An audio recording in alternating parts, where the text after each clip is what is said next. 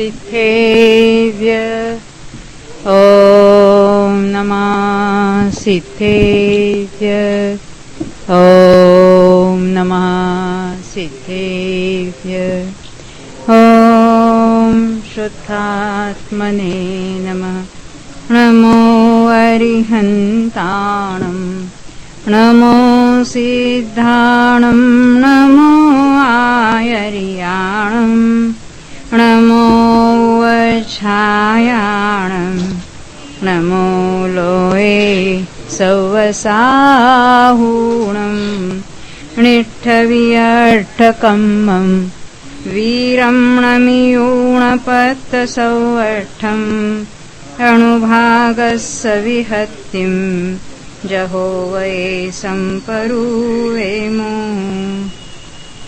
यह श्री वीरसेन आचार्य रचित जयधवला टीका है जो कषाय पाहुड़ तथा चोनी सूत्र ग्रंथों पर लिखी हुई है, जिनके कर्ता है गुणधर भट्टारक तथा यतिवृषभ आचार्य, जिन्होंने भगवान महावीर के उपदेश के अनुसार इन ग्रंथों की रचना की है। पांचवी पुस्तक जो अभी हमारी अनुभाग विभक्ति है, उसमें हम पृष्ठ संख्या 123 पर आ गए हैं। देखो, अभी यहाँ नाना जीवों की अपेक्षा वृद्धि विभक्ति की बात चल रही है। वृद्धि विभक्ति का क्या अर्थ होता है? हमने पहले देखा था भुजगार, अल्पतर और अवस्थित, ये 3 प्रकार से पद होते हैं। तो उसमें उसका क्या प्रमाण है? भुजगार कितना होता है? तो 6 प्रकार की वृद्धि और 6 प्रकार की हानि और अवस्थान बताया था।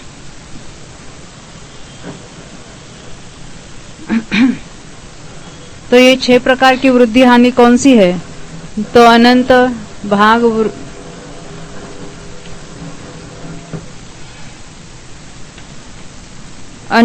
वृद्धि, असंख्यात भाग वृद्धि, संख्यात भाग वृद्धि, संख्यात गुण वृद्धि, असंख्यात गुण वृद्धि और अनंत गुण वृद्धि।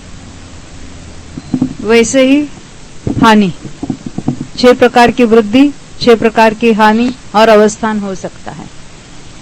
उसमें अभी हमने एक जीव की अपेक्षा तो बताया था, अब यहाँ नाना जीवों की अपेक्षा बात हो रही है। ये वृद्धि विभक्ति में भी 13 अनुयोग द्वार बताए हैं।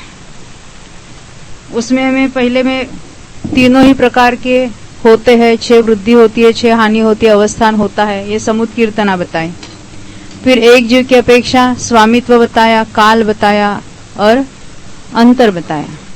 अब नाना जीवों की अपेक्षा देख रहे हैं। भंग विचय पहले देखे थे, तो भंग विचय में हमने ये बात देखी थी, देखो निकालना। नाना जीवों की अपेक्षा हमने भंग विचय जो देखे थे वृद्धि विभक्ति में, पृष्ठ संख्या है 100 नाना जीवों की अपेक्षा भंग विचय, हाँ 118 पेज।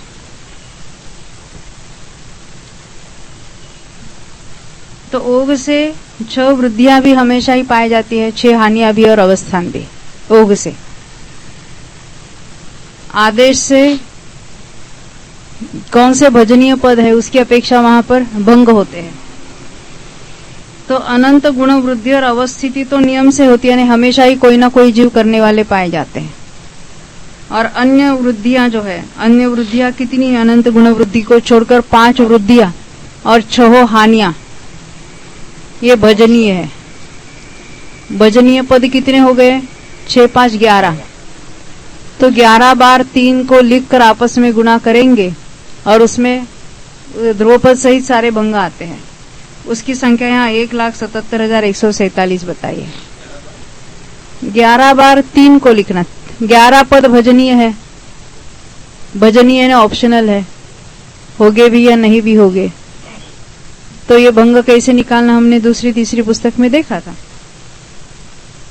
ऐसे अन्य मान्य मार्गणाओं में उन्होंने बताया था मनुष्य अपर्याप्त ये सांतर मार्गणा है, इसलिए सभी पद भजनीय कहे। यानी 6 वृद्धियां, 6 हानियां और 1 अवस्थान, 13 पद भजनीय है। तो भजनीय के लिए 13 बार 3 को आपस में गुणा करना। अब यहाँ ध्रुव पद नहीं है, इसलिए उसको 1 माइनस करना। तो उसकी संख्या यहाँ 15,94,322 आ गई।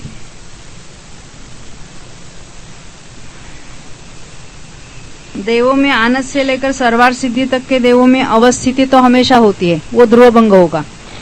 और अनंत गुण हानि जो है, दो ही उसमें पद होते हैं। अनंत गुण हानि भजनीय है, तो एक भजनीय पद है और एक ध्रुव पद है, तो 3 टोटल हो गए भंग।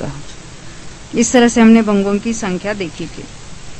उसके बाद भागा भागानुगम देखा था,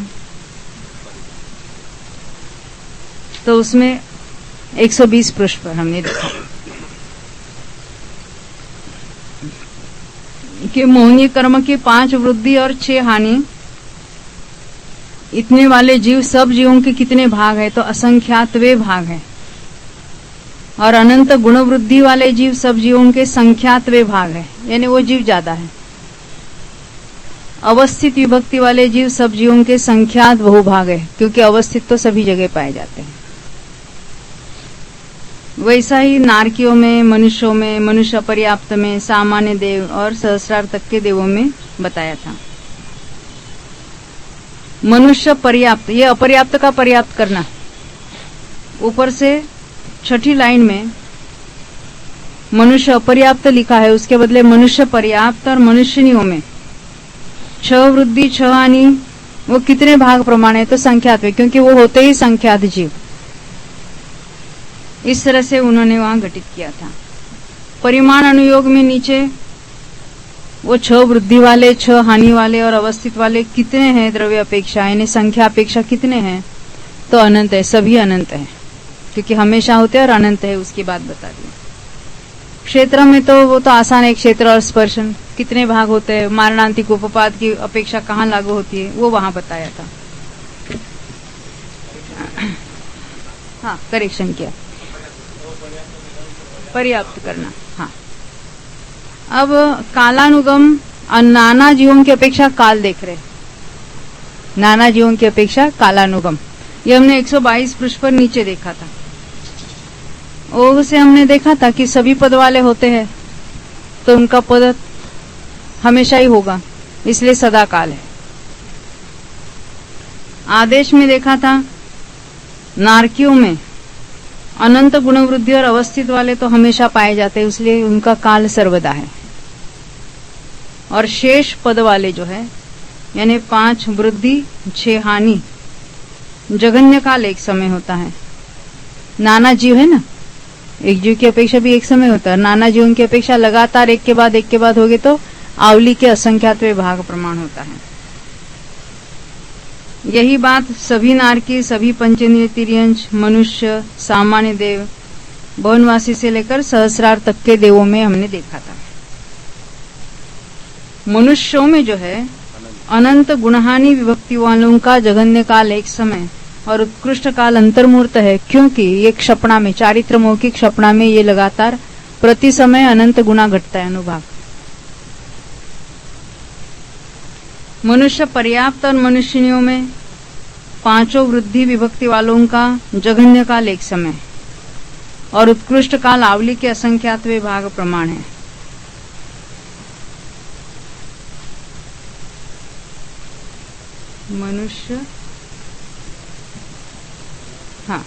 मनुष्य पर्याप्त और मनुष्यनियों में 5 वृद्धि विभक्ति वालों का जघन्य काल एक समय।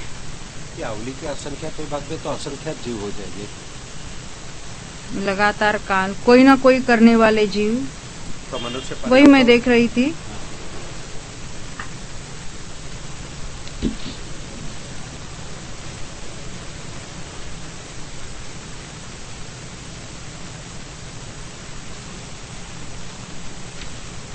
हाँ, काल लगातार नाना जीवों की अपेक्षा काल कैसे घटित होगा। किसी ने वृद्धि की, 5 वृद्धि विभक्ति वालों का, मेरे ख्याल से वो संचय की अपेक्षा होगी वहां पर, फिर भी संख्यात ही मनुष्य है।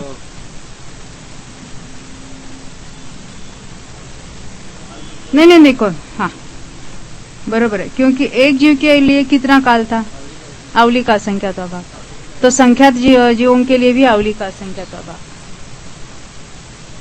एक जीव के लिए उत्कृष्ट काल बता रहे हैं ना, जघन्य काल अगर एक समय लेते हैं तो संख्या समय। हाँ, तो लगातार अगर लेते जाएंगे तो संख्यात समय हो गया।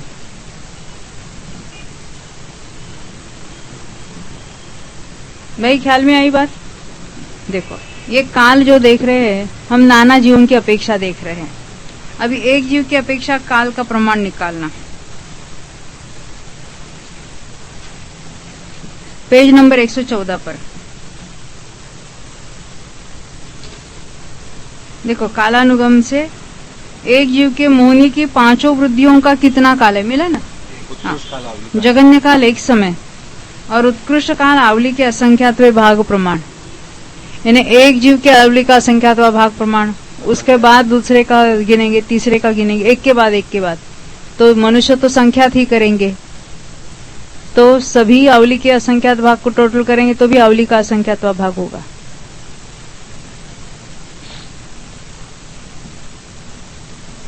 ये कल हमने देखा था। हाँ,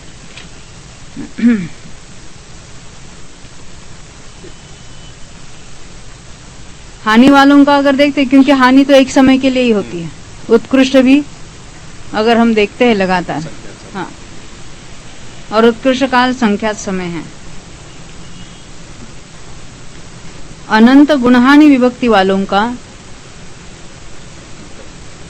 क्योंकि अनंत गुणहानि तो क्षपणाम भी होती है ना। जगन्य काल एक समय और उत्कृष्ट काल अंतर मुहूर्त है। मनुष्य अपर्याप्तकों में नारकियों के समान, परंतु विशेषता है कि अनंत गुण वृद्धि और अवस्थित विभक्ति वालों का जघन्य काल एक समय और उत्कृष्ट काल पल्ले के असंख्यात विभाग प्रमाण कहा, क्योंकि ये सांतर मार्गणा है। तो नाना जीवों की अपेक्षा इस मार्गणा का ये उत्कृष्ट काल है। आनस स्वर्ग से लेकर अपराजित विमान तक के देवों में अनंत गुणहानि विभक्ति वालों का जघन्य काल एक समय और उत्कृष्ट काल आवली के असंख्यात विभाग प्रमाण है। आनस से लेकर अपराजित तक ही लिए, क्योंकि वहां तक तो असंख्यात देव होते हैं प्रत्येक स्वर्ग में, और लगातार कोई ना कोई करेंगे तो आवली के असंख्यात विभाग। अवस्थित विभक्ति वालों का काल तो सर्वदा होता है। सर्वार्थ सिद्धि में अनंत गुणहानि वाले, देखो ये अनंत गुणहानि करने वाले कौन जीव होते हैं? विसंयोजना वाले। हाँ, उनका जघन्य काल एक समय और उत्कृष्ट काल संख्यात समय। यहाँ संख्यात समय कहा क्योंकि जीव ही संख्यात है। समय के लिए होता है ये उत्कृष्ट। हाँ, एक समय के लिए होता है। ऊपर भी एक समय के लिए भी था, आनंद से लेकर अपराजित तक के लिए भी जघन्य तो एक समय था। हाँ, उत्कृष्ट भी एक जीव की अपेक्षा एक ही समय होगा, परंतु वहां जीव असंख्यात है अपराजित तक, उसकी बात चल रही। आनंद से लेकर अपराजित तक, इसलिए वहां आवली का असंख्याता भाग घटित हुआ। और सर्वार्थ सिद्धि में हमने देखा संख्यात समय। अवस्थित वाले तो हमेशा ही होंगे। अभी ये तो हमारा पहले का हुआ। अभी आज से अंतरानुगम को प्रारंभ करते हैं। वृद्धि विभक्ति का ही प्रकरण चल रहा है अपना। ये 11 नंबर का अनुयोग द्वार होगा। उसमें अंतरानुगम की अपेक्षा निर्देश 2 प्रकार का है, ओघ और आदेश। ओघ से मोहनी के 13 पदों का अंतरकाल नहीं है, क्योंकि हमने पहले देखा था काल के प्रकरण में ओघ की अपेक्षा वो सर्वदा है, ओघ की अपेक्षा। हाँ। इसी प्रकार सामान्य तिर्यंचों में जानना चाहिए, क्योंकि वहां तो अनंतों की संख्या है, तो उनमें ये हमेशा पाए जाएंगे। 6 वृद्धि, 6 हानि और अवस्थान। हाँ, आदेश से नारकियों में 5 वृद्धि और 5 हानियों का जघन्य अंतरकाल एक समय।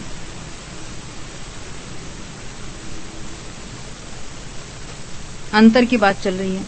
एक समय के लिए अवस्थित किया तो अंतर एक समय होगा। और उत्कृष्ट अंतरकाल असंख्यात लोक प्रमाण है। ये नाना जीवों की अपेक्षा बात चल रही है।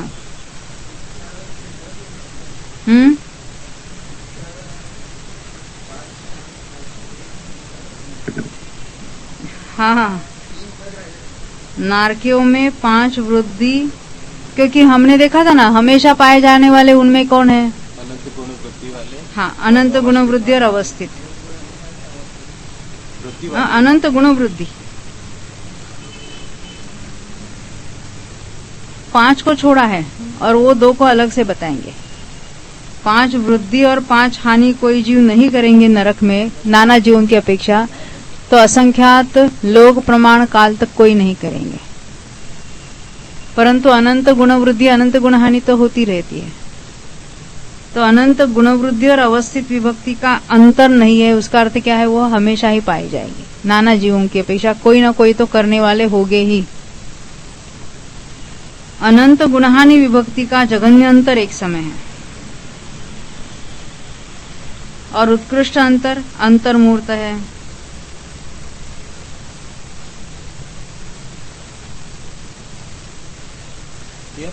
अनंत गुण वृद्धि है। हाँ, वो भी निरंतर, उसका अंतर कहाँ पे भी नहीं बताया है। तो जीव का छोटा परिणाम में फर्क होगा तो भी इतना वृद्धि हो जाएगी।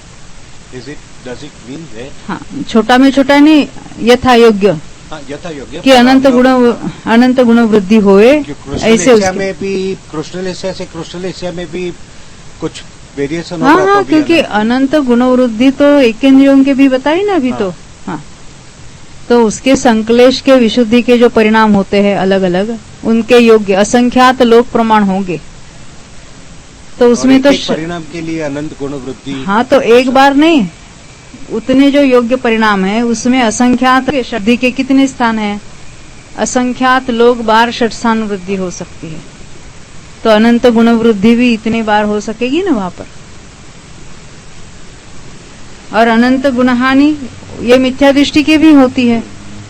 जरूरी नहीं कि वो सम्यक को प्राप्त करने का पुरुषार्थ करे तभी होगी, उसके अपने परिणामों के कारण होगी।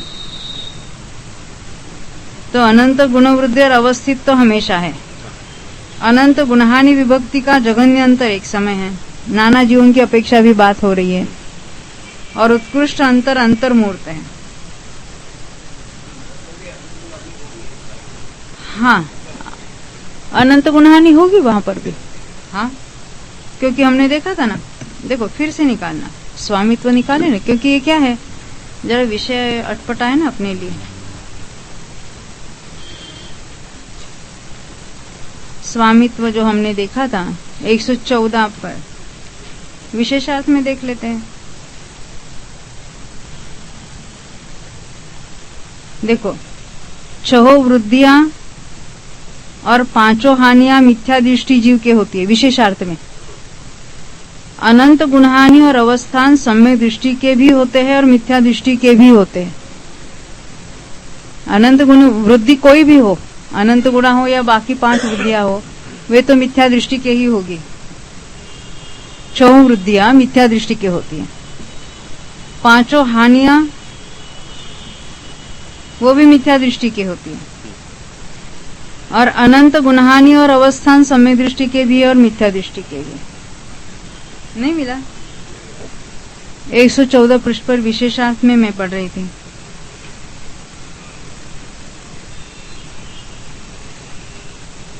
अब ऐसा है ना, भोग भूमि वाले जीव मिथ्या दृष्टि होते हुए भी वृद्धि नहीं होगी, हानि होगी। वैसे ही आनंद से लेकर ग्रैवेक तक मिथ्या दृष्टि हो तो भी वृद्धि नहीं होगी, हानि होगी। देखो नीचे, उसी के नीचे भी पढ़ लेते हैं।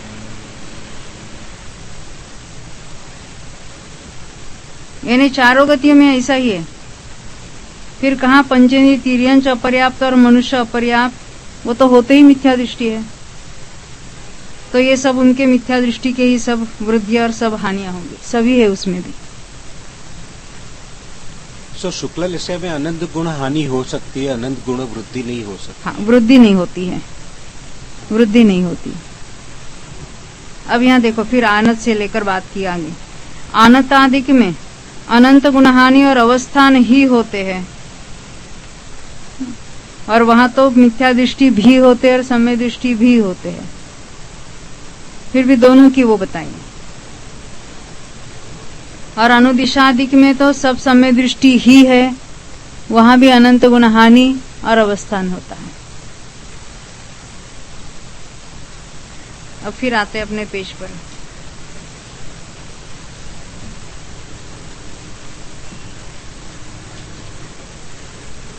क्योंकि स्वामित्व ख्याल में लेते हैं तभी ये तो बात, नहीं तो कंफ्यूजिंग होती है। ये मैं अभी चौथी लाइन पढ़ूंगी। अंतर की बात चल रही ना, अनंत गुण वृद्धि और अवस्थित विभक्ति का अंतर काल नहीं है, ये आदेश में चल रही बात। नारकियों में उनमें देखा हमने 5 वृद्धि और 5 हानियों का जघन्य अंतर एक समय, उत्कृष्ट अंतर, असंख्यात लोक। और अनंत गुण वृद्धि तो हमेशा ही होगी नाना जीवों की अपेक्षा, और अनंत गुण हानि में एक समय के अंतर से या अंतर मुहूर्त के अंतर से होते रहेंगे।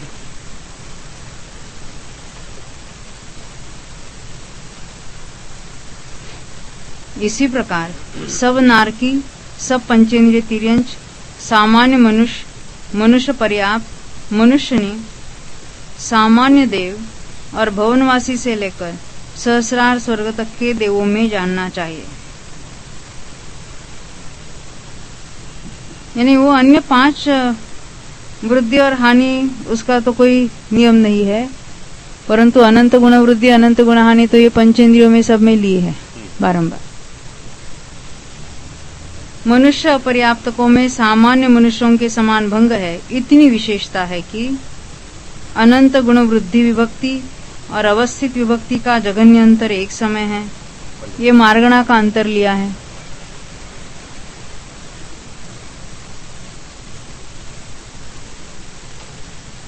और उत्कृष्ट अंतर पल्य के असंख्यातवे भाग प्रमाण है।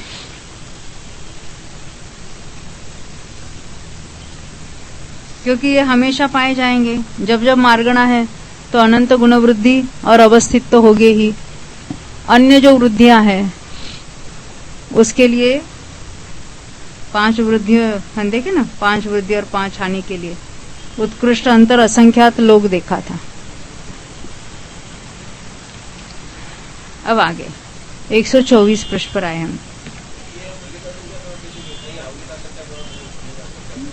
ये जो पल्ले का असंख्यातवा भाग है, देखो अनंत गुण वृद्धि हमेशा पाई जाती है, यानी जहां मनुष्य अपर्याप्त जीव होते हैं वहां कोई ना कोई असंख्यात गुण वृद्धि करने वाले जीव होंगे ही, बराबर। और अभी वो मार्गणा का काल कितना है, नाना जीवों की अपेक्षा मार्गणा का काल वो सांतर मार्गण है। काल भी उसका पल्ले का असंख्यात है और अंतर वो भी पल्ले का असंख्यात होगा, एक समय से लेकर पल्ले के असंख्यात भाग तक। तो मार्गणा का जो अंतर है वो यहाँ इसमें लिया, अनंत गुण वृद्धि के अंतर में। ये जो हमने असंख्यात लोग देखा वो सूक्ष्म में रहने का काल है। उत्कृष्ट अपेक्षा देखा था ना हमने कल। उत्कृष्ट अंतर काल देखो हमने पहले देखा था, सूक्ष्म में वहाँ लिखा भी था ना। हाँ, क्या सूक्ष्म में रहने का काल है। तो सूक्ष्म में ये 5 वृद्धि और 5 हानि होती ही नहीं है, अनंत गुण वृद्धि होगी। देखो यहाँ पेज नंबर 116-17 निकालना।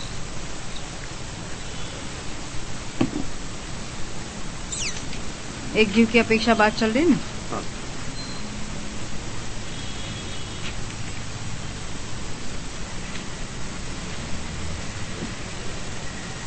नीचे लास्ट लाइन, तिर्यंचों में 5 वृद्धियों और 5 हानियों का अंतरकाल कितना, एक जीव की बात चल रही है। वृद्धियों का जघन्य अंतर एक समय,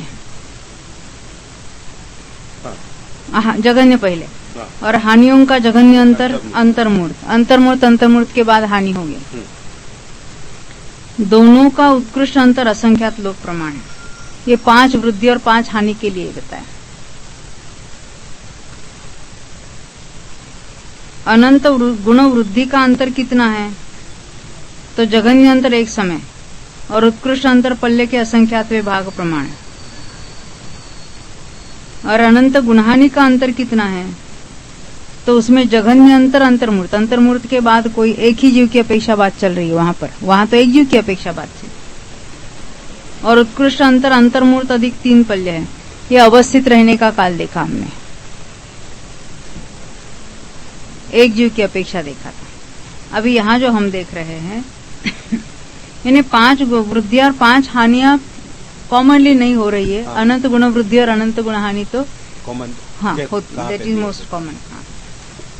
क्योंकि इसमें भी जीव तो अनंत है, सूक्ष्म में भी, हाँ, उसमें तो भी है, बादल में भी जीव रहने से भी उसमें 5 वृद्धि और 5 हानि में असंख्यात लोक वो लगातार का अंतर पड़ सकता है। मगर वैसे नाना जीवों की अपेक्षा सदा काल भी बताया है, सदा काल भी बताया है उसका, हमने देखा है ना, नाना जीवों की अपेक्षा, क्योंकि बादल में भी नाना अनंत जीव तो होते हैं वहां पर भी। यहाँ विशेषार्थ में आई थी बात ये,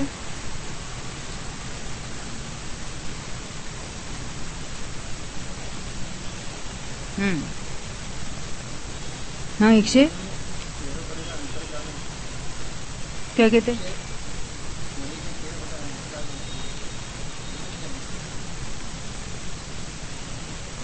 क्या कहते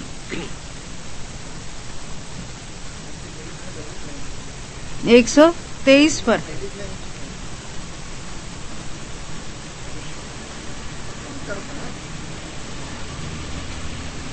सुनाई नहीं दे रहा, क्या कहते आप, सुनाई नहीं दे रहा। हाँ, 13 पदों का अंतर नहीं है, वो तो हमने पढ़ा ना अभी। हाँ, देखो अभी हम पढ़ रहे हैं। हाँ, ये क्या आगे बताते हैं, असंख्यात लोग, अच्छा वो एक जीव की अपेक्षा बात है। अच्छा, एक जीव की अपेक्षा अगर उत्कृष्ट अंतर पड़े तो की बात है। और यहाँ नाना जीवों की अपेक्षा कोई ना कोई जीव करने वाले है ही, उस अपेक्षा से। देखो हम 123 पर लास्ट 2 लाइन में आए थे। मनुष्य अपर्याप्तकों में हमने देखा था विशेषता क्या है, अनंत गुणवृद्धि और अवस्थित, जो अन्यत्र हमेशा पाए जाते हैं।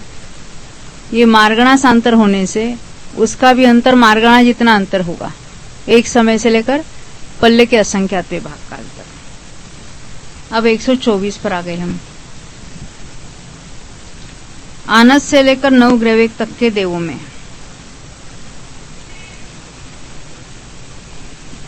अनंत गुणहानि विभक्ति का जघन्य अंतर एक समय है,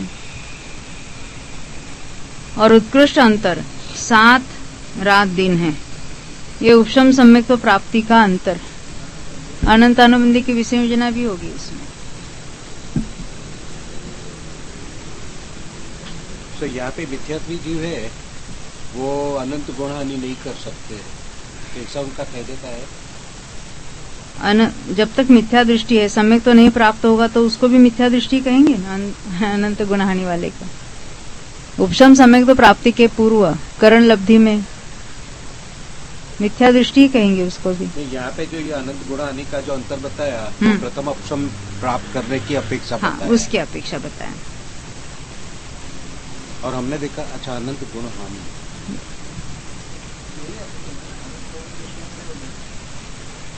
विसंयोजना भी है, उपशम दोनों के लिए उतना ही अंतर है। अवस्थित विभक्ति का अंतर नहीं है।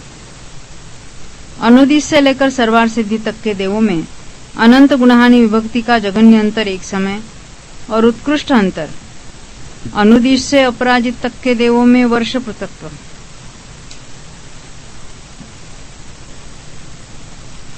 और सर्वार सिद्धि में पल्ले के संख्यात वे भाग प्रमाण, संख्यात है,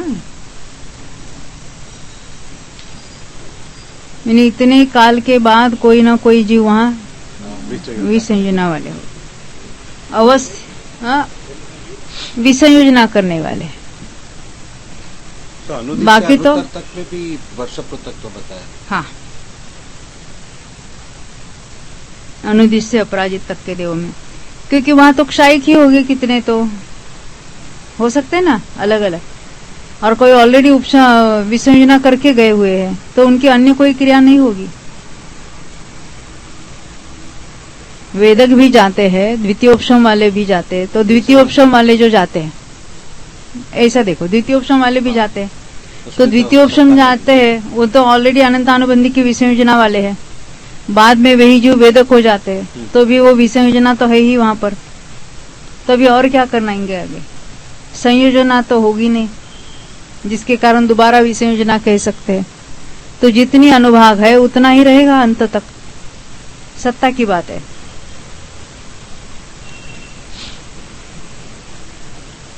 अवस्थित विभक्ति का अंतर नहीं है, इस प्रकार जानकर अनाहारी पर्यंत ले जाना चाहिए। विशेषार्थ, नाना जीवों की अपेक्षा काल बतलाते हुए जिन विभक्ति वालों का काल सर्वदा बतलाया है उनमें अंतरकाल नहीं है। जिनका काल हमेशा है उनमें अंतरकाल नहीं है। जैसे हमने अभी 13 पदों की बात देखी थी, क्योंकि वे सदा पाए जाते हैं, शेष में अंतर है। अपर्याप्त मनुष्यों में अनंत गुणवृद्धि और अवस्थान का जघन्य और उत्कृष्ट अंतर उतना ही बतलाया है जितना मनुष्य अपर्याप्तक मार्गणा का जघन्य और उत्कृष्ट अंतर कहा। इसी प्रकार अन्य वे भी समझ लेना चाहिए। इस प्रकार अंतरानुगम समाप्त हुआ। अब भावानुगम, नाना जीवों की अपेक्षा भी भावानुगम तो वही होगा। वृद्धि विभक्ति का 12 नंबर।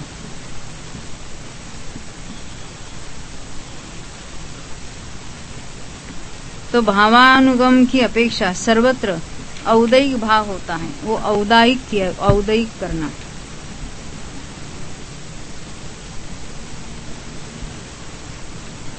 उसके पश्चात अल्प बहुत्व अनुगम।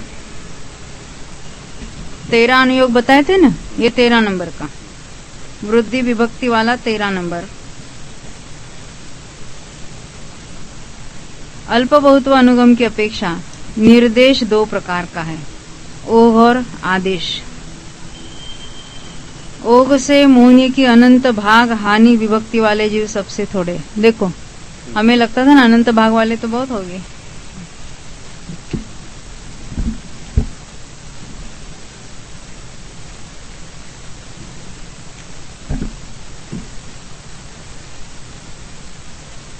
सबसे थोड़े में लिया अनंत भाग हानि वाले।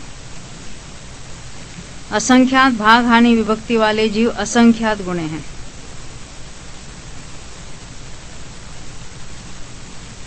संख्यात भाग हानि विभक्ति वाले जीव संख्यात गुणे हैं।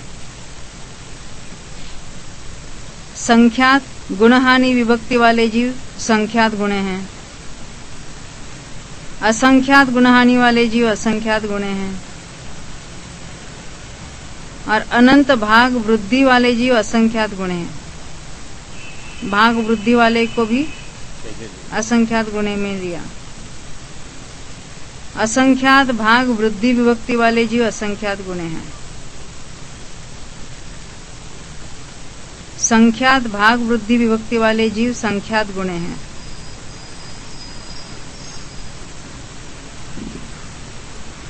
फिर असंख्यात गुणवृद्धि विभक्ति वाले जीव असंख्यात गुणे हैं। अनंत गुणहानि विभक्ति वाले जीव असंख्यात गुणे हैं, अनंत गुणा हानि करने वाले। और अनंत गुणवृद्धि विभक्ति वाले जीव असंख्यात गुणे हैं। अवस्थित विभक्ति वाले जीव संख्यात गुणे हैं।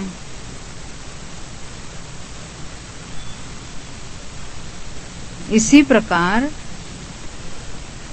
12 हो गए। 13 होना चाहिए ना, हानि और वृद्धि 13 होना चाहिए। देखो, पहले अनंत भाग लिया, फिर असंख्यात भाग, संख्यात भाग, संख्यात गुणा, ये सब हानि वाले ले रहे हैं ना हम। असंख्यात गुणा। हाँ, असंख्यात गुणा हानि। अनंत भाग, अभी अनंत भाग वृद्धि वाला 6 में लिया, वो पहले लिया। फिर असंख्यात भाग वृद्धि, संख्यात भाग वृद्धि, असंख्यात गुण वृद्धि, अनंत गुण हानि वाले लिया। ऊपर जो छोड़ा था ये 6 हानि हो गई। अनंत गुण वृद्धि क्या होगा? हाँ, टोटल 13 होना चाहिए, 12 ही हुआ, एक कम बताया। देखो, असंख्यात भाग, संख्यात भाग, संख्यात गुणा, असंख्यात गुणा, और आगे जाके अनंत गुना हो गया। 6 हानि तो हो गई ना। हाँ, 6 हानि हो हाँ। गई।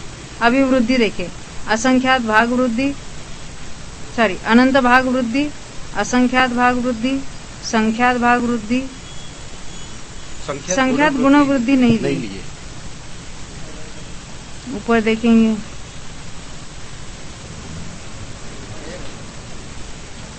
हाँ संख्य गुण वृद्धि है ऊपर। ऊपर हम नंबरिंग देते हैं ना, ख्याल में आए। देखो मैं ऊपर का पढ़ूंगी, प्राकृत संवत होवा, सेकंड लाइन 185 की। संवत होवा मुनिस अनंत भाग हानि विहत्या जीवा, 1 नंबर। असंख्य भाग हानि जीवा असंख्य गुणा, संख्य भाग हानि जीवा संख्य गुणा, संख्य गुणहानि जीवा संख्य गुणा, 4 हो गए। असंख्य गुणहानि जीवा असंख्य गुणा, 5। अनंत भाग वड्डी लिया अभी 6 नंबर पर। 5 हानि के बाद हाँ छठी वृद्धि लिए। फिर 7वें में असंख्य भाग वड्डी जीवा असंख्य गुणा। 8वें में संख्य भाग वड्डी जीवा संख्य गुणा। 9वें में नीचे क्या था, असंख्यात गुण वृद्धि था, यह संख्यात गुण वृद्धि है, वहां एक रह गया है। संख्य गुण वड्डी जीवा संख्य गुणा, यहाँ 9 नंबर को यहाँ एक्स्ट्रा करना पड़ेगा।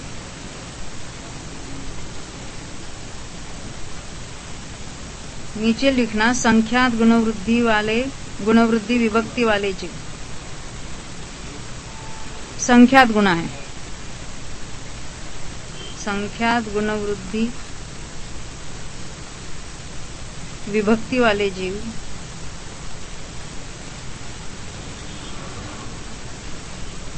संख्यात गुणे हैं। लक्ष्मीबेन आपकी पुस्तक में क्या है? अभी सब समान है। पहले कौन सी, दूसरी थी क्या? अच्छा हाँ, 8 के पीछे 9वां नंबर आएगा। संख्यात गुणे हैं।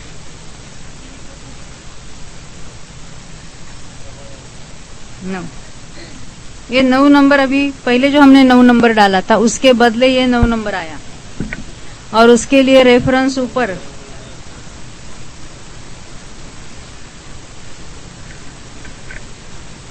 जो यहाँ रह गया है, क्योंकि 13 होने ही चाहिए पद है ना। पहले जो हमने नंबरिंग किया था 9, 10, 11, उसको 10, 11, 12 करना।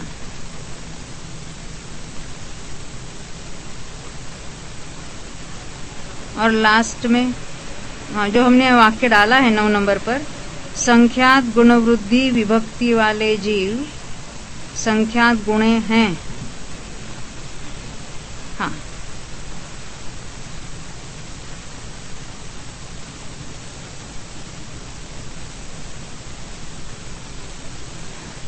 तो लास्ट में 13 नंबर पर आया असंख्य अवस्थित विभक्ति वाले जीव संख्यात गुणे हैं।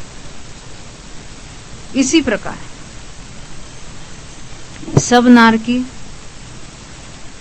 सब तिर्यंच, ये प्रोपोर्शन तो संख्यात गुणे असंख्यात गुणे हैं, परंतु इनका जो प्रमाण है असंख्यात होगा, और ये वो सब में, वो तो सभी जीवों में अनंत होगा, और नारकियों में वो प्रमाण असंख्यात होगा।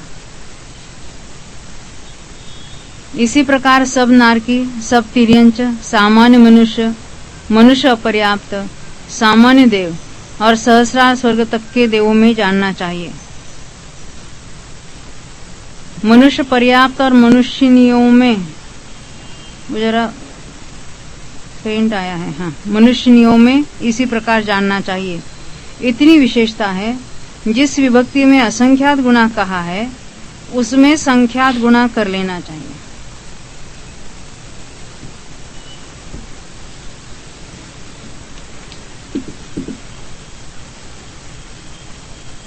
आनस से लेकर अपराजित विमान तक के देवों में अनंत गुणहानि विभक्ति वाले जीव सबसे थोड़े हैं।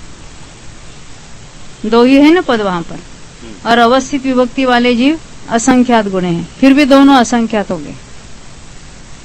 इसी प्रकार सर्वार्थ सिद्धि में जानना चाहिए। इतनी विशेषता है, कि उसमें संख्यात गुणा कर लेना चाहिए।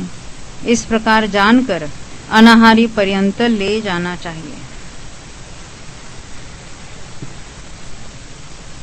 यानी वो 5 हानि वृद्धि हानियां ज्यादा नहीं होती है, कम जीवों में होती है। अब स्थान प्ररूपणा में 3 अनुयोग द्वार है।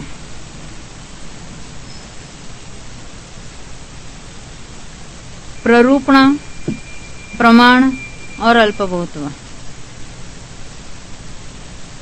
जैसे हम समुत्कीर्तना लिखते थे। अब स्थानों की प्ररूपणा, स्थानों का प्रमाण और स्थानों का अल्पभूतव, उनमें से प्ररूपणा को कहते हैं। ये वृद्धि विभक्ति तो समाप्त हुई अपनी, उसके 13 अनुयोग द्वार हो गए। अब यहाँ स्थान प्ररूपणा चलेगी। यानी भुजगार में ये सब चले ना, भुजगार में जो हमने शुरू किया था उसी में अभी पहले हमने भुजगार देखे, फिर पद निक्षेप देखे, फिर वृद्धि विभक्ति देखी। अब स्थान प्ररूपणा चलेगी। उसमें से प्ररूपणा को कहते हैं। वह इस प्रकार है। इस प्रकरण में बंध समुत्पत्तिक, बंध की अपेक्षा से जो अलग अलग अनुभाग विभक्ति पाई जाती है उसको बंध समुत्पत्तिक, हत समुत्पत्तिक, अनुभाग का घात करके जो नए तैयार होते हैं अनुभाग विभक्तियां, उसको हत समुत्पत्तिक कहेंगे। और हत समुत्पत्तिक के भेद से अनुभाग स्थान 3 प्रकार के होते हैं। स्थान 3 होते नहीं कहा, 3 प्रकार के होते हैं। हत में हमने देखा था ना आगे। हत में हमने पहले तो ये देखा था, क्षपित कर्मवंशिक में आपको याद होगा वो हत में। फिर भी वहां भी स्थिति की अपेक्षा देखी थी। स्थिति घात होते हैं ना, उसकी अपेक्षा देखी हत। हाँ देखो, हत समुत्पत्तिक का अर्थ क्या है और हत समुत्पत्तिक का, हाँ वहां स्थिति की बात है, अभी यहाँ अनुभाग की बात। हाँ अभी अनुभाग घात करेगा तो एक तो होता है बंध की अपेक्षा। तो बंध कितना होता है, कितने अनुभाग का बंध होता है, तो सूक्ष्म एकेंद्रियों का तो उनके योग्य बंध होगा और संघी पंचेंद्रियों का मैक्सिमम बंध उनकी अपेक्षा से। तो जितने स्थान बंध में हो सकते हैं उसको बंध समुत्पत्तिक कहेंगे। अब कोई पंचेंद्रिय वाला जीव है, एकेंद्रिय में जाता है और अनुभाग का घात भी करता है, तो घात करके भी इतना अनुभाग हो सकता है उसका। घात की अपेक्षा भी वे सेम स्थान पुनरुक्त हो सकते हैं। तो घात करने से हो या बंध करने से हो, जो बंध के द्वारा पॉसिबल है उन सबको बंध समुत्पत्तिक कहेंगे। और ऐसे कुछ इन बिटवीन स्थान है जो बंधने से नहीं होते हैं परंतु घात से होते हैं, उनको कहेंगे हत समुत्पत्तिक। और हत समुत्पत्तिक स्थान से भी और घात होकर उनका और स्थान होते हैं, उसको हत समुत्पत्तिक। इसको हम पढ़ेंगे। इसमें से मूल तो यही कल्पना इसमें से। देखो अभी हम पढ़ेंगे। इन तीनों ही प्रकार के अनुभाग स्थानों का जो लक्षण कहना सो प्ररूपणा है। 3 स्थान कौन से देखे हमने? बंध समुत्पत्तिक, हत समुत्पत्तिक और हत समुत्पत्तिक।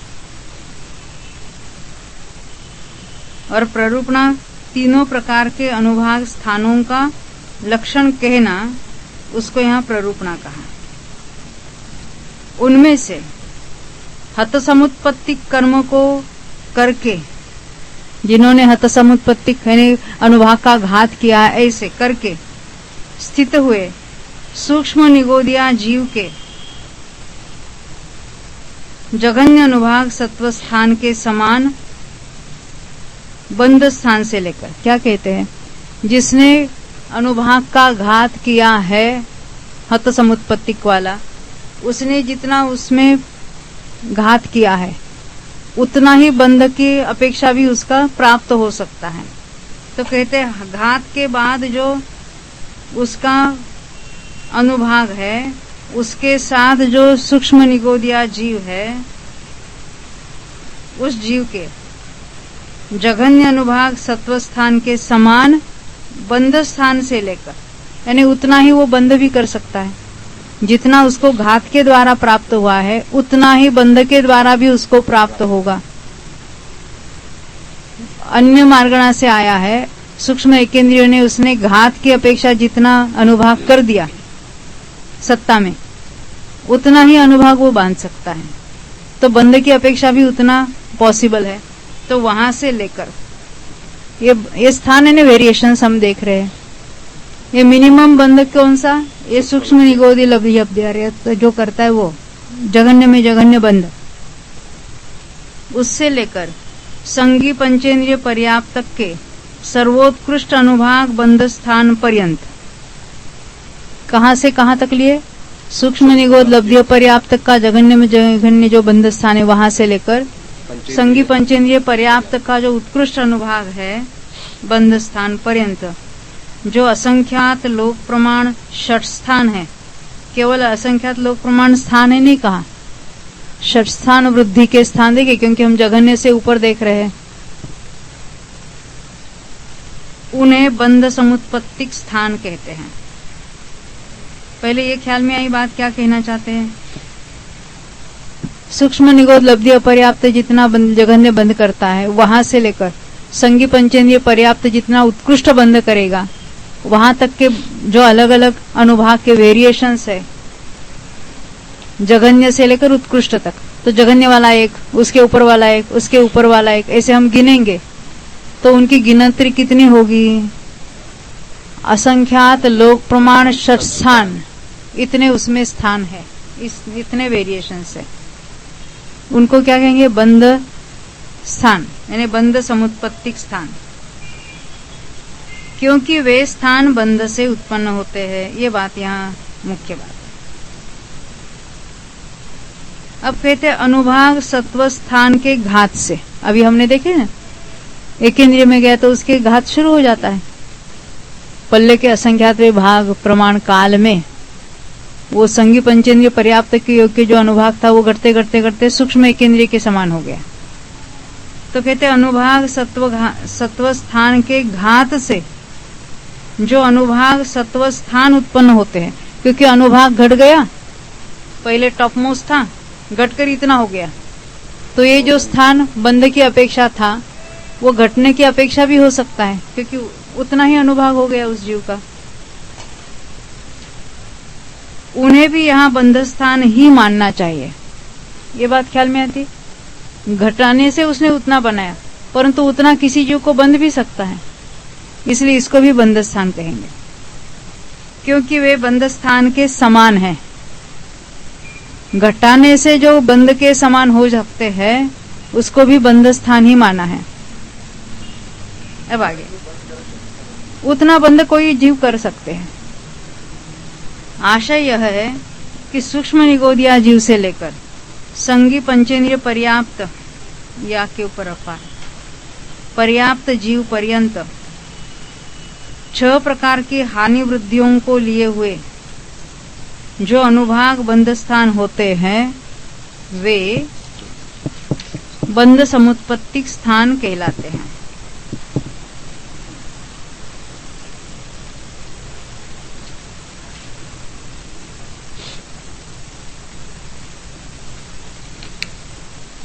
क्योंकि जो स्थान बंध से उत्पन्न हो वह बंध समुत्पत्तिक है, किंतु पहले बंधे हुए कुछ अनुभाग स्थानों में, कुछ की बात है, रसघात आदि होने से भी, रसघात यानी अनुभाग का घात होने से भी नवीनता आ जाती है, किंतु वे बंध के स्थान के समान होते हैं। अतः उन स्थानों को भी बंध स्थान में ही सम्मिलित किया जाता है।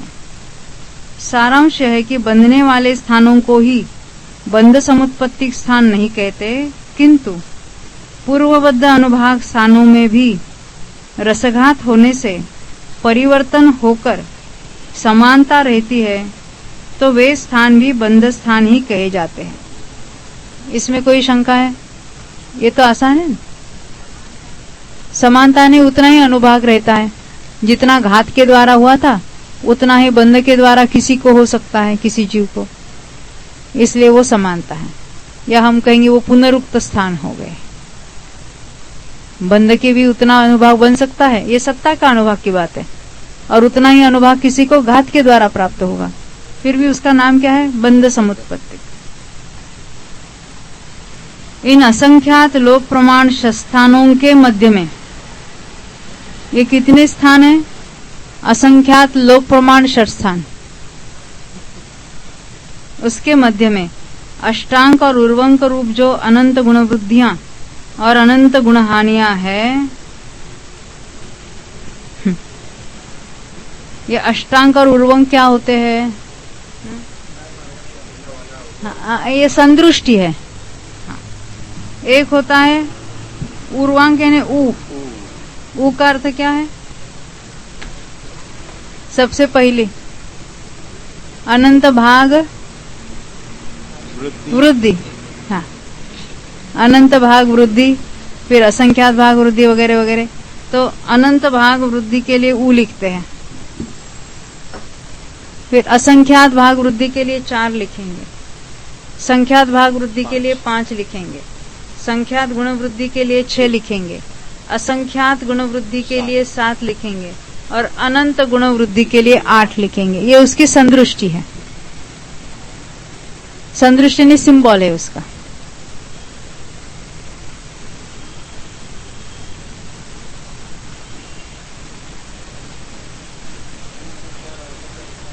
वो उसका टेबल, हाँ, तो ये कहते हैं अनंत। अभी यहाँ ऊ का अर्थ क्या है? अनंत भाग वृद्धि। वो जब कितने बार हो जाएगी? सुचंगुल के असंख्यात भाग बार, तब जाके एक बार संख्यात भाग वृद्धि होगी। इस तरह से वो सारा ये टेबल जो समझाया है ना, सम्य ज्ञान चंद्रिका में भी ये आया है, ज्ञान मार्गणा में, ये उसके सिंबल्स है। अब यहाँ कुछ अलग बताना चाहते हैं। नहीं, उसके यहाँ कुछ मतलब नहीं है यहाँ पर उसका।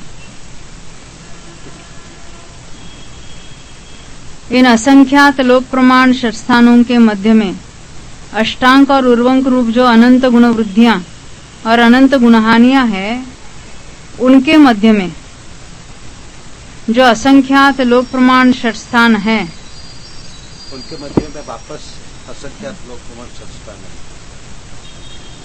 उन्हें हत समुत्पत्तिक सत्कर्म स्थान कहते। फिर अम्मी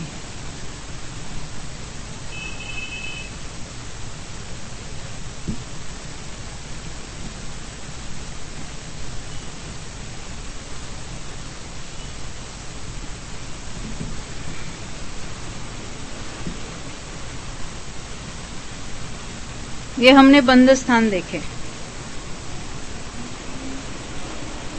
अलग अलग।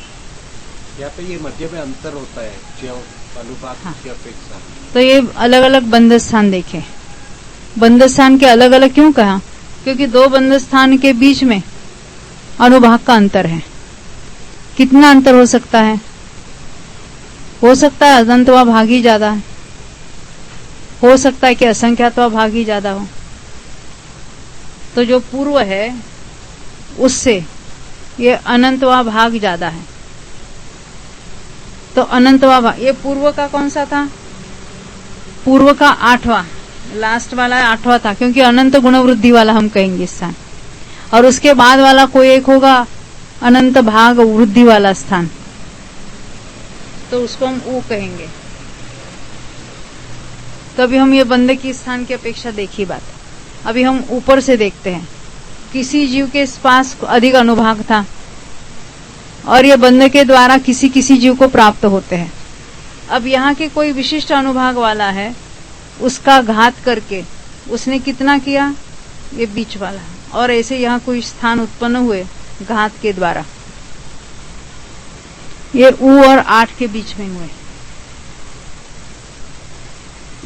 क्योंकि हम ऊपर से देख रहे हैं ना, ये 8 वाला स्थान है। लास्ट वाला वो होता है, उसके आगे जो अनंत गुण वृद्धि वाले के पहले हम क्या कहेंगे? अनंत भाग वृद्धि वाला है।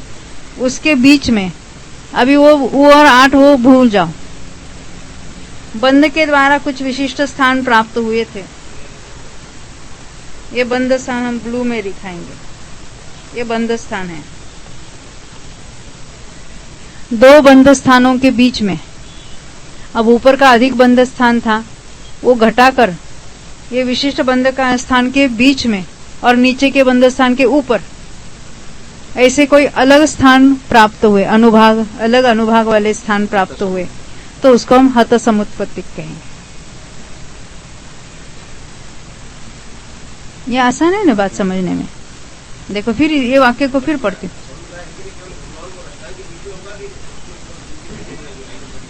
कहीं भी है ना, वो तो कहीं भी दो स्थानों के बीच में, दो स्थानों के बीच में। हाँ, ये हम जो स्थितियों की अपेक्षा जो 1 सागर, 25 सागर, 50 सागर देखते हैं, वहाँ पे उत्कृष्ट तो 1 सागर है, वहाँ पे उत्कृष्ट 25 सागर है, पर उत्कृष्ट और जगह के बीच में वहाँ पे असंख्यात और संख्यात भाग है, पल्ले का असंख्यात भाग। बाकी बीच में वो नहीं, वो स्थिति की अपेक्षा। एक जीव के यानी एक विशिष्ट मार्गणा में जगन्य और उत्कृष्ट के बीच में पल्ले का असंख्यात, ये सब ये स्थानी नहीं है जहाँ पे ये निषेक रत्ता तो होती है, पर वहाँ पे वो बंध की अपेक्षा, वो बंध की अपेक्षा वे स्थान नहीं है। ये जो अनुभाग की अपेक्षा जो हम लोग देख रहे हैं, हाँ, वहाँ जो एकेंद्रिय जो अनुभाग बांधेगा, वही अनुभाग पंचेंद्रिय वाला बांध सकता है कि उससे नहीं, वो अलग अलग हो गए। अनुभाग बंध भी अलग अलग हो गए, उसके अपने अपने अनुभाग बंध अध्यवसाय स्थान कहते हैं उसको। तो हर एक के अपने अपने, क्योंकि वो तो कषाय के पार्ट में आते हैं ना। देखो आपको भाव परावर्तन याद होगा तो पहले हमने स्थिति के स्थान देखे, हाँ, स्थिति बंध अध्यवसाय स्थान देखे, स्थिति के कारणभूत परिणाम। हाँ, अब एक एक जो परिणाम है स्थिति के कारणभूत, एक विशिष्ट स्थिति के लिए कारणभूत परिणाम असंख्यात लोक है। वो असंख्यात लोक में से एक एक स्थिति बंध अध्यवसाय स्थान के साथ जो अनुभाग बंध अध्यवसाय स्थान, वो अपने अपने असंख्यात लोक प्रमाण है। तो इसका अर्थ क्या है? अब ये जो मिनिमम पॉसिबल स्थिति देखी हमने एक इंद्रियों की, वो सागर में कुछ उतनी बांधेगी कि वो उतना बंध करेंगे पंचेंद्रिय? नहीं करेंगे। नहीं, वो तो स्थिति की अपेक्षा देखा था, अनुभाग की अपेक्षा वही बंध, वही उसी के एक एक के अपने अपने स्थान अलग है। तो अधिक स्थिति बांधने वाले के उसके स्थिति बंध अध्यवसाय स्थान का रेंज अलग और उसके अपने अनुभाग स्थान वालों की रेंज अलग, क्योंकि जितने वो कषाय के वेरिएशंस है, संक्लेश और विशुद्धि जो एकेंद्रिय के योग्य है और जो पंचेंद्रिय के योग्य है, वो उसमें बहुत वेरिएशंस है। इसीलिए एकेंद्रिय से लेकर पंचेंद्रिय तक के अलग अलग लिए। तो पंचेंद्रिय तक का जो है उतना करके जो एकेंद्रिय में आया है, तो उसके योग्य करने के लिए उसको पल्ले का असंख्यात भाग लगता है। कोई भी एक एक अविभाग स्थान के, एक एक अविभाग प्रतिच्छेद के डिफरेंस से कोई भी स्थान नहीं है, अनंत के वो बीच में इतना वेरिएशंस है उसका। ये तो ये अलग अलग बंध स्थान है और वो भी अलग अलग जीवों की अपेक्षा से है। यहाँ क्या कहना था, देखो, यानी दो बंध स्थानों के बीच में इतना समझना, यानी अष्टांग के लिए अनंत गुण वृद्धि का ही उर्वंक रूप जो अनंत गुणहानियां है, उनके मध्य में जो असंख्यात लोक प्रमाण षट स्थान है, उन्हें हत समुत्पत्तिक सत्कर्म स्थान कहते हैं। क्योंकि बंध स्थान का घात होने से बंध स्थानों के बीच में ये जात्यंतर रूप से उत्पन्न होते हैं। ये अन्य जाति के बंधने में इतना अनुभाग नहीं बनता है। बंधने में तो ये हमने जो ब्लू ब्लू दिखाए, इतना इतना इतना इतना ये कुछ हो सकता है।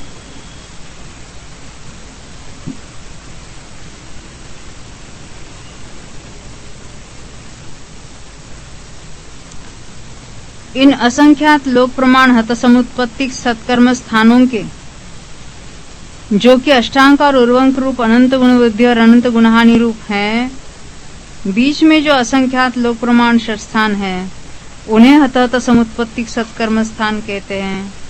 अभी तो हमने ये ब्लू और पिंक दिखाया, अब ये पिंकों के बीच में भी जो कोई यहाँ बीच बीच में यहाँ स्थान प्राप्त है, सभी जगह हो गए वैसे, उनको क्या कहेंगे? हत समुत्पत्तिक। अभी पहले हमने बंध स्थान देखे, घात के द्वारा जो हुए थे उसको हमने हत समुत्पत्तिक कहें, और उसका भी और घात हो कि उसके बीच में और नए होगी, उसको हत हत समुत्पत्तिक कहेंगे। ये अतः वाले जो सपड़ा पेट की अपेक्षा होते हैं, नहीं नहीं नहीं, नहीं, एक इंद्रिय में होगी ना वो। बंध के द्वारा वो प्राप्त नहीं होता है, घात के द्वारा प्राप्त होता है, इतना ही लेना है। हाँ, और घटता है, और घटता है, हत हत में और घटता है। हाँ, घटता है, हत हत, हत यानी घात, हत का अर्थ होता है घात। देखो, बंध स्थानों से विलक्षण, विलक्षण यानी उससे जो जुदे, जो अनुभाग स्थान रसघात से उत्पन्न हुए हैं, उनका घात करके, क्या कहा, एक बार घात करके उत्पन्न हुए उसको तो हत समुत्पत्तिक है, उसका भी घात करके जो नए उत्पन्न हुए हैं वे स्थान बंध समुत्पत्तिक और हत समुत्पत्तिक अनुभाग स्थानों से विलक्षण रूप से ही वे उत्पन्न किए जाते हैं। विलक्षण यानी अन्य पद्धति से, विलक्षण अन्य जाति के हैं। शंका, एक जीव द्रव्य से अनेक अनुभाग स्थान रूप कार्यों की उत्पत्ति कैसे होती है? ये इतने अलग अलग स्थान कैसे हो सकते हैं? समाधान, नहीं, क्योंकि अनुभाग बंध, अनुभाग का घात और उस घातित के भी पुनः घात के कारणभूत परिणामों के संयोग से एक जीव द्रव्य से नाना कार्यों की उत्पत्ति होने में कोई विरोध नहीं है। यानी उसके जीव द्रव्य के जो परिणाम है अलग अलग, उससे अनुभाग बंध तो होता है, और फिर पूर्व में बंधे हुए का घात भी होता है, और घातित का और घात होता है।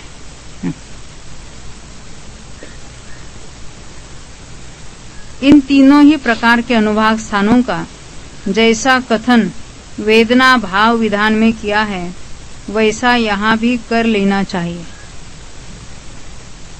वेदना भाव विधान, ये वेदना हमने जो पढ़ा था दौला में, देखो विशेषार्थ पढ़ लेते फिर और क्लियर होगा। स्थान प्ररूपणा में 3 अनुयोगों के द्वारा अनुभाग स्थान का कथन किया है। पहले हमने देखा ना प्ररूपणा, फिर प्रमाण और अल्पबोधत्व। तो अनुभाग स्थान 3 है, बंध समुत्पत्तिक, हत समुत्पत्तिक और हत हत समुत्पत्तिक। जो अनुभाग स्थान बंध से होते हैं उन्हें बंध समुत्पत्तिक कहते हैं। सूक्ष्म निगोदिया जीव के जो जघन्य अनुभाग सत्कर्म होता है, उसके समान जो बंध स्थान होता है वह जघन्य बंध समुत्पत्तिक स्थान कहलाता है। यानी ये तो घात से भी हो सकता है, बंध से भी हो सकता है। और संगी पंचेंद्रिय पर्याप्तक के जो सर्वोत्कृष्ट अनुभाग बंध स्थान होता है वह उत्कृष्ट बंध समुत्पत्तिक स्थान होता है। जघन्य से लेकर उत्कृष्ट पर्यंत इन बंध समुत्पत्तिक स्थानों की संख्या असंख्यात लोक प्रमाण है। हाँ, हाँ, बीच में गैप तो हो गया ना।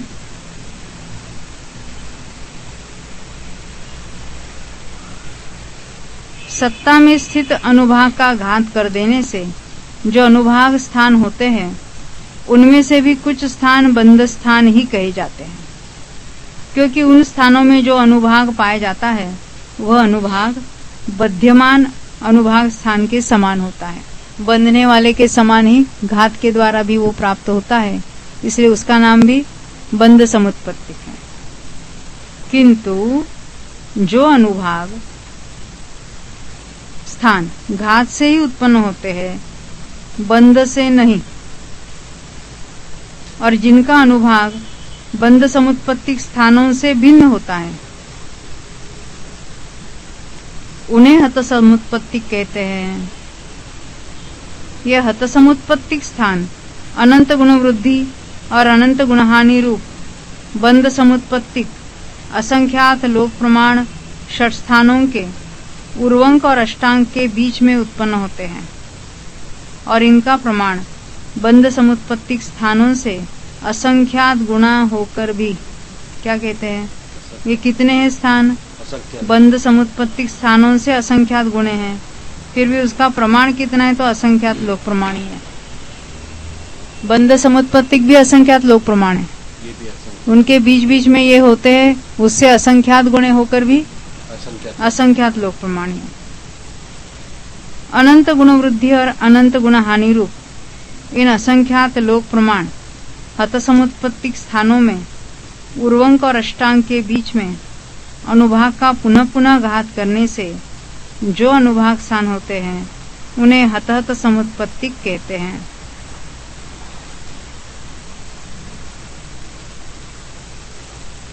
पूर्ववत इनका प्रमाण हत समुत्पत्तिक स्थानों से असंख्यात गुणा होकर भी असंख्यात लोक प्रमाण ही है। षटखंडागम के वेदना खंड में वेदना भाव विधान नाम का प्रकरण है, उसमें इन अनुभाग स्थानों का विस्तार से वर्णन किया है तथा इस ग्रंथ के इस अनुभाग विभक्ति नामक प्रकरण के अंत में भी वही वर्णन अक्षरशः दिया है। अतः इसका विशेष स्पष्टीकरण वहां से जान लेना चाहिए। इस प्रकार प्ररूपणा समाप्त हुई। थोड़े आगे देखते कहाँ है वो।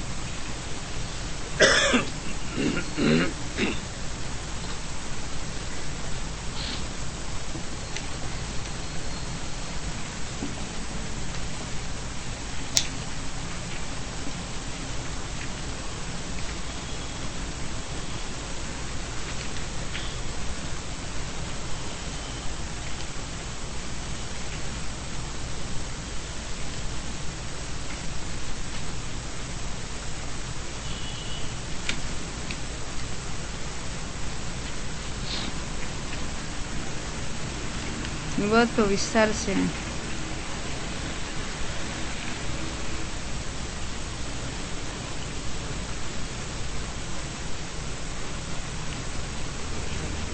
तीन 330 पे नहीं 330 60 वगैरह सब वैसे ही हो।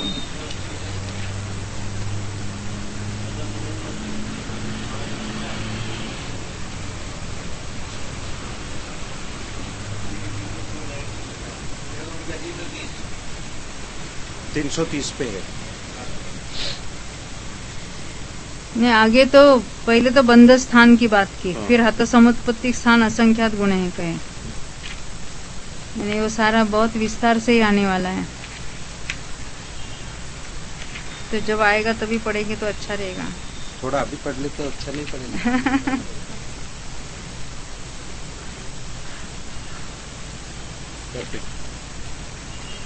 ये बहुत ही विस्तार से है यहाँ।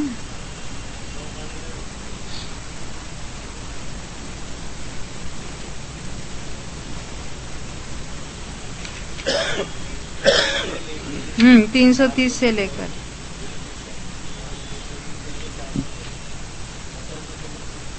हाँ वो सब, हाँ बंध समुत्पत्ति सबसे थोड़े वहां से। स्थान प्ररूपणा वहीं से है 330 से लेकर। यही और विस्तार से होंगे, उसमें सभी सारे विशेषताओं को लेकर बताएंगे। तो यही बात, अब हम मूल को ही पढ़ेंगे ना यहाँ पर। अश्विन भाई पढ़ के आएंगे कल।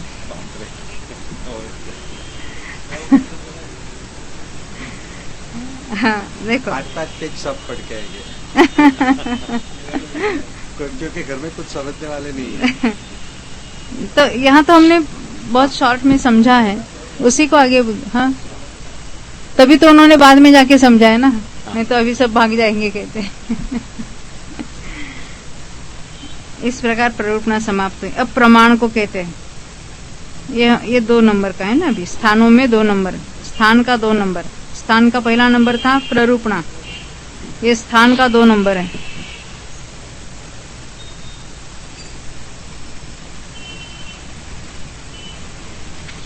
अब प्रमाण को कहते हैं, वही इस प्रकार है।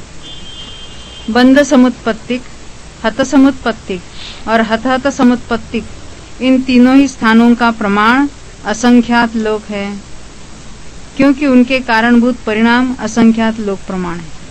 ये हत समुत्पत्ति के भी कारण होते हैं, कारणभूत परिणाम होते हैं। हाँ जिस परिणाम से बंध हो रहा है नया, उसी परिणाम से पूर्व के अनुभाग का घात भी हो रहा है ना।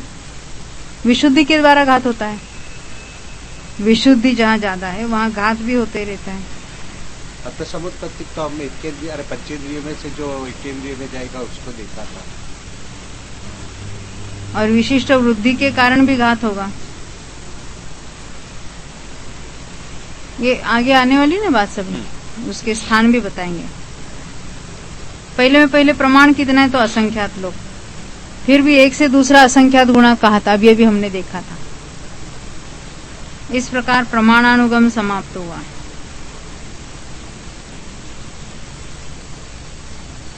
अब अल्प बहुत्व कहेंगे। ऊपर लिखा है अप्पा बहुगाणुगमम वत्त इस्सामो। अब अल्प बहुत्व अनुगम को कहेंगे, वह इस प्रकार है। मून्य के बंध समुत्पत्तिक स्थान सबसे थोड़े हैं, फिर भी ऊपर लिखा था असंख्यात लोक है ना। इनसे हत समुत्पत्तिक सत्कर्म स्थान असंख्यात गुणे हैं, फिर भी उसको भी असंख्यात लोक कहेंगे। ये सभी अष्टांग और उर्वंक रूप जो स्थान होते हैं उसके बीच में हो गया। हाँ, उसी के बीच में, क्योंकि अष्टांग और उर्वंक रूप असंख्यात लोक प्रमाण बंध समुत्पत्तिक स्थानों के बीच में, यानी प्रत्येक वो बद्ध स्थानों के बीच बीच में ये सारे प्राप्त हो गए, इसीलिए असंग, हाँ उसके बीच में, हाँ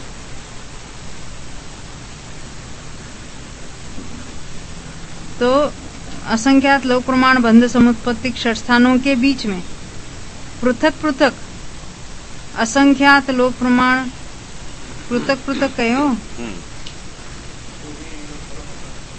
क्योंकि अष्टांग और उर्वंग भी असंख्यात लोक बार हो गए। और उसमें हर एक के दो में, तो हर एक के दो के बीच में असंख्यात लोक प्रमाण हत समुत्पत्तिक सत्कर्म स्थानों की उत्पत्ति होती है।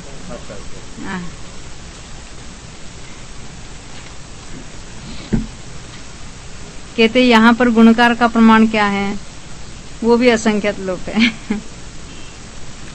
अर्थात बंध समुत्पत्तिक स्थानों से हत समुत्पत्तिक स्थान असंख्यात लोक गुणे हैं, केवल असंख्यात गुणे नहीं।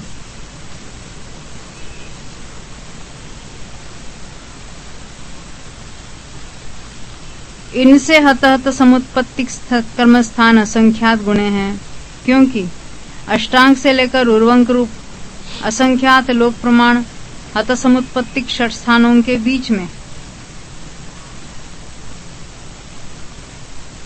पृथक पृथक असंख्यात लोक प्रमाण हत समुत्पत्तिक सत्कर्म स्थानों की उत्पत्ति होती है। यहाँ पर भी गुणकार असंख्यात लोक है। इस प्रकार तीसरे चौथे पांचवे आदि बार क्या कहते हैं, एक बार घात हुआ हत समुत्पत्तिक हुए, दूसरी बार उन्हीं घात स्थानों के बीच में और नए स्थान हुए हत समुत्पत्ति। वो हत समुत्पत्तिक पहली बार वाला, फिर दूसरी बार हुआ तो उसको हत हत हत नहीं कहेंगे, सबको हत हत ही कहेंगे। इसलिए कहते यहाँ पर इसी प्रकार तीसरे बार, एक बार हुआ उसको हत समुत्पत्ति कहा, दो बार हुआ उसको हत हत कहा, फिर तीसरी बार हुआ, चौथी बार, पांचवे आदि बार उत्पन्न हत हत समुत्पत्तिक कर्म स्थानों में भी अनंतर पूर्व हत हत समुत्पत्तिक सर्व सत्कर्म स्थानों से अनंतर उत्तरवर्ती हत समुत्पत्तिक सत्कर्म स्थान असंख्यात गुणे कहने चाहिए। यानी तीसरी बार जो हत हत वाले हुए थे उससे चौथे वाले हत हत असंख्यात लोग गुणे हो गए।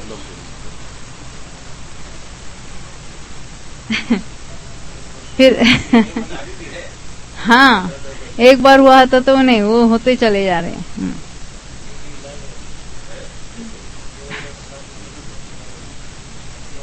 सब जानोगे, सबके सब मोहिनी कर्म के बंध समुत्पत्तिक स्थान सबसे थोड़े हैं, उनसे हत समुत्पत्तिक अनुभाग सत्कर्म स्थान असंख्यात गुणे हैं, क्योंकि एक एक बंध स्थान के मध्य में असंख्यात लोक प्रमाण घात स्थान उत्पन्न होते हैं। और जो हमने भाव परावर्तन में देखे थे, अनुभाग बंध अध्यवसाय स्थान, बंध अनुभाग बंध के कारणभूत परिणाम वो इतने प्रकार के हैं, तो वो स्थान भी उतने होंगे। तो भाव परावर्तन में तो ये सभी आ जाएंगे ना? सभी आ जाएंगे, हाँ। और उसको क्रम से करना पड़ेगा। क्रम से तो कोई करता नहीं है, तो जब कभी क्रम से वो स्थान होगा, बंधेगा, तब उसको काउंट करना है। और खाली वो नहीं काउंट करना, उसके साथ बाकी सब उसी क्रम से होने चाहिए। खाली एक का क्रम नहीं देखना, बाकी भी वो फिक्स होने। बाकी फिक्स रखेंगे, स्थिति फिक्स रखेंगे, स्थिति बंध अध्यवसाय स्थान फिक्स रखेंगे, फिर अनुभाग अध्यवसाय स्थान में क्रम से इतने सारे वेरिएशंस हो गए, एक एक स्थिति बंध के कारणभूत परिणाम के साथ इतने, फिर उसके एक एक साथ योग स्थान पलटेंगे सभी। ये तो हम इमेजिन नहीं कर सकते, इतना बड़ा हो जाता है। हाँ देखो, तो यहाँ कहते हैं वो बंध समुत्पत्ति स्थान सबसे थोड़े हैं, उनसे हत समुत्पत्तिक अनुभाग सत्कर्म स्थान असंख्यात गुणे हैं, क्योंकि एक एक बंध स्थान के मध्य में लिखा ना, असंख्यात लोक प्रमाण घात स्थान उत्पन्न होते। उसको घात स्थान कहो या हत कहो, एक ही बात है। अतः जब बंध स्थान असंख्यात लोक प्रमाण है और एक एक बंध समुत्पत्तिक स्थान संबंधी षट स्थान के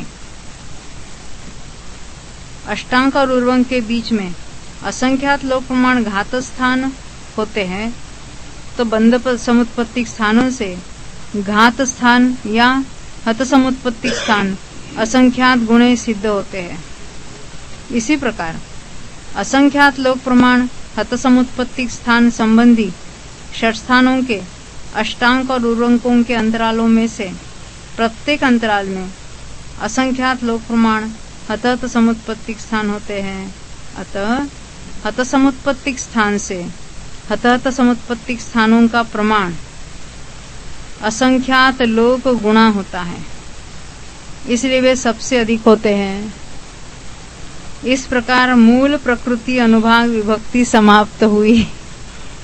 अब तो मूल प्रकृति है, अब कहेंगे ये आसान थे। नहीं, कल तो कुछ समझ नहीं आया था, आज थोड़ा हाँ, कल और समझ में आएगा। ये ज्ञान अपने से होने वाला है। क्या है, पढ़ते जाते हैं ना, तो आगे की थोड़ा थोड़ा और अपने दिमाग में लाइट पड़ता है। अब यहाँ तक तो मूल प्रकृति की बात, इन जनरल बात की थी। अब अलग अलग प्रकृतियों की बात होगी। तो यहाँ से उत्तर प्रकृति अनुभाग विभक्ति प्रारंभ होती है।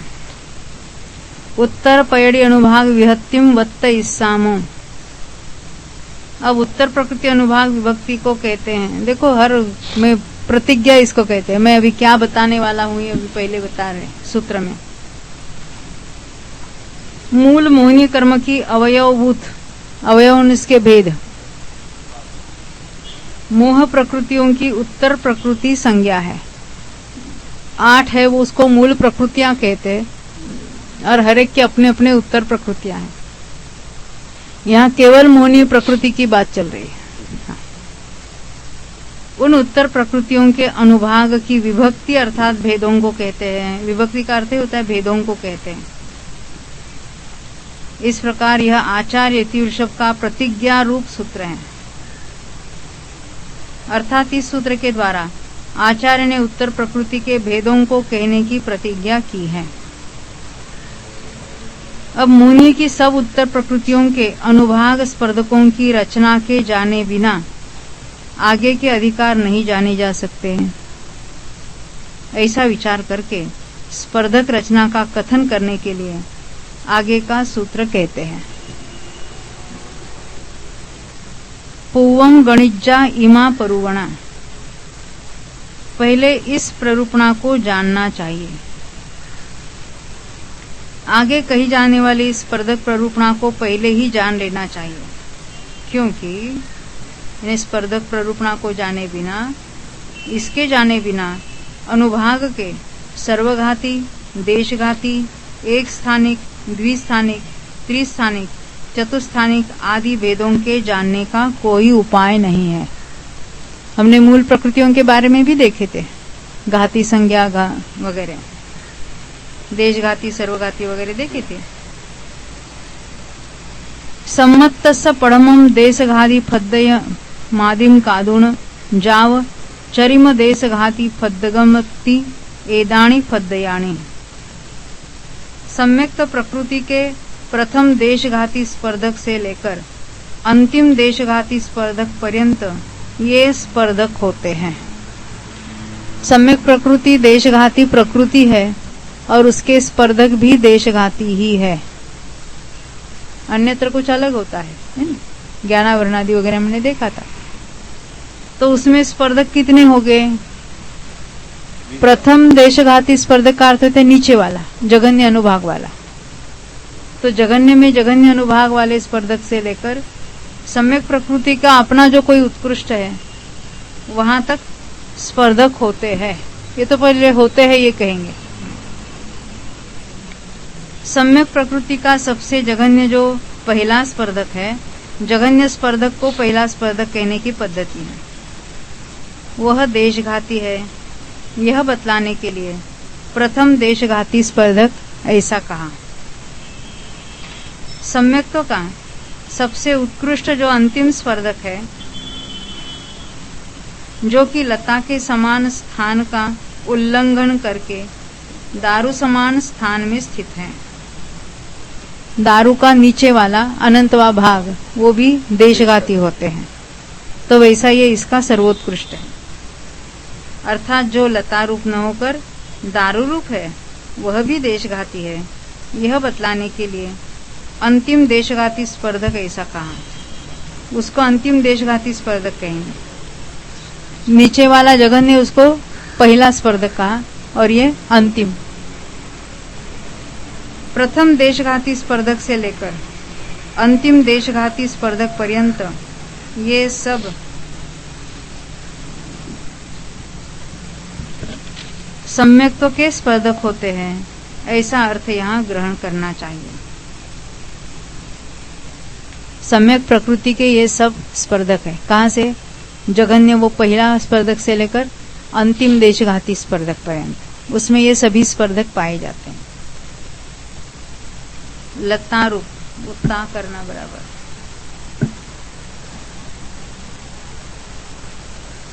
ये शंका है कि लता रूप जघन्य स्पर्धक से लेकर देशघाती दारू रूप उत्कृष्ट स्पर्धक पर्यंत स्थित सम्यक्त्व का अनुभाग देशघाती कैसे है? उसका समाधान नहीं, क्योंकि सम्यक्त प्रकृति का अनुभाग सम्यक दर्शन के एक देश को घातता है, अतः उसके देशघाती होने में कोई विरोध नहीं है। क्योंकि वो भी बना रहे, सम्यक प्रकृति का उदय भी हो और सम्यक तो भी चलता रहे, जिसको हम वेदक सम्यक तो कहते हैं। इसलिए उसको एक देशघाती बना है, इसके लिए उसको देशघाती कहा। शंका, सम्यक्त्व के कौन से भाग का सम्यक प्रकृति द्वारा घात होता है? सम्यक्त्व का घात होता है, देश घात होता है, तो किसका होता है? तो कहते उसकी स्थिरता और निष्कांक्षता का घात होता है। हमने सम्यक्त्व के गुण देखे, निशंक निकांक्ष, कोई आकांक्षा नहीं उनके उसके। तो यहाँ क्या कहते हैं? स्थिरता, ये चलमल अगाड़ दोष जो कहते हैं ना, तो ये बात है कि स्थिरता और निकांक्षता का घात होता है। अर्थात उसके द्वारा घाते जाने से सम्यक दर्शन का मूल से विनाश तो नहीं होता, किंतु उसमें चलमलादिक दोष आ जाते हैं।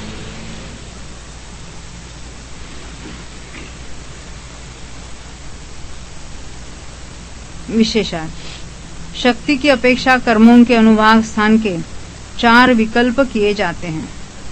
ये हमने घाती कर्म में देखे थे 4 विकल्प, लता रूप, दारू रूप, अस्थिर रूप और शैल रूप। शुरू में हमने देखे थे ना, इस पर बहुत चर्चा भी हुई थी अपने। लता भाग और दारू का अनंतवा भाग देशघाती कहलाता है, उसको देशघाती स्पर्धक कहेंगे। और दारू का शेष बहुभाग यानी जिसको अनंत बहुभाग कहेंगे, तथा अस्थि और शैल रूप अनुभाग सर्वघाती कहा जाता है। सम्यक्त्व प्रकृति के स्पर्धक लता भाग से लेकर दारू के अनंतवें भाग तक होते हैं, क्योंकि यह देशघाती है और इसके देशघाती होने का सबूत यह है कि यह सम्यक्त्व को नहीं घातती,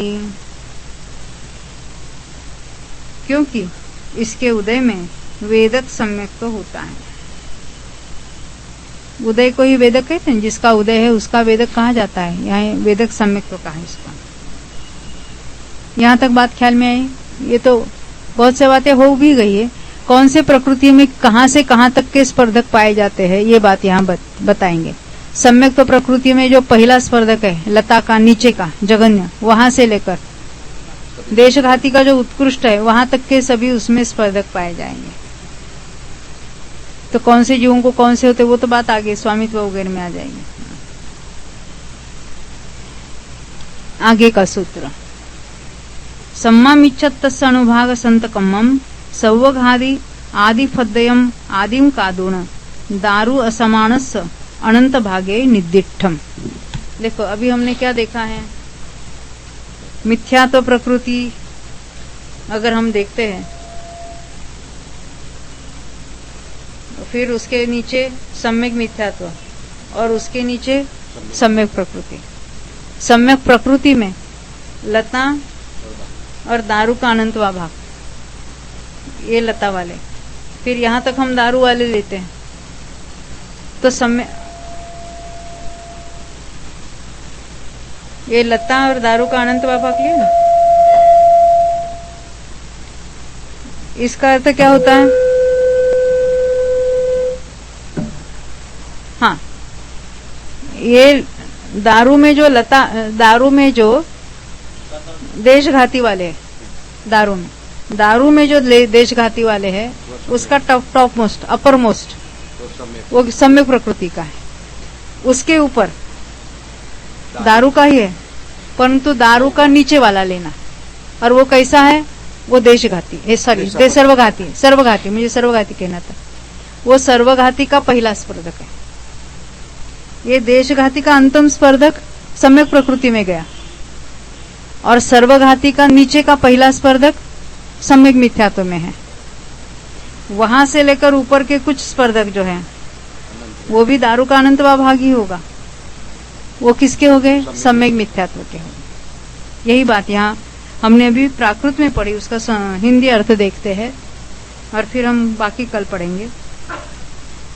सम्यक मिथ्यात्व प्रकृति का अनुभाग सत्कर्म प्रथम सर्वघाती स्पर्धक से लेकर, यानी दारू का सर्वघाती जहां से शुरू होता है वहां से लेकर दारू के अनंतवें भाग तक होता है।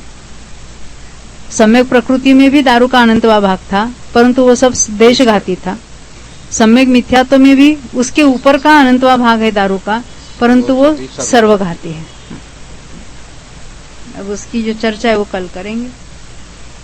जावाणी के ज्ञान ते सूझे लोकालो सोवाणी मस्तक नवो सदा देत हो। दोषी साहब